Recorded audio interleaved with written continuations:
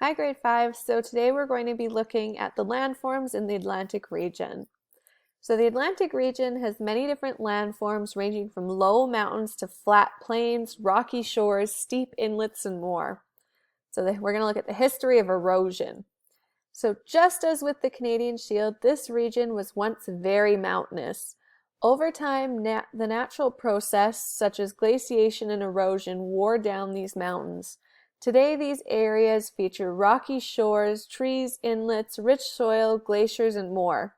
Movement from glaciers also produce unique features including bogs and lakes. So the Appalachian Mountains.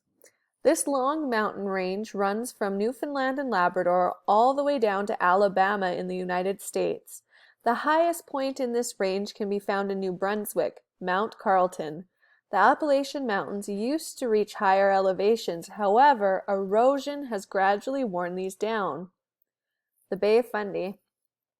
The Bay of Fundy is one of North America's natural wonders. This area features cliffs, caves, and unique rock formations that have been carved by the incredible tides.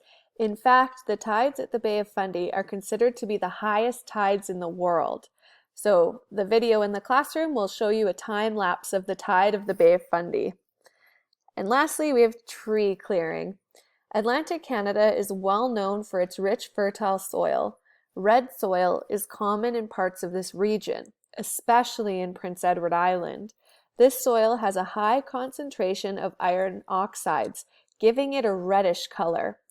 The rich, fertile soil means that agriculture and therefore the clearing of trees is very common.